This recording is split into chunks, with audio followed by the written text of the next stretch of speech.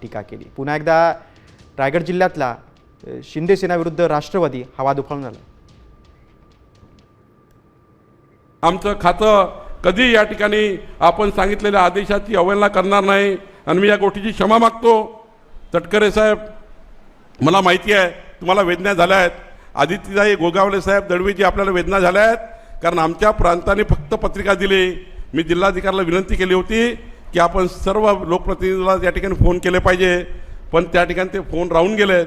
पण या विभागाचा पालक म्हणून मी आपल्या सर्वांचं या ठिकाणी माफी मागतो।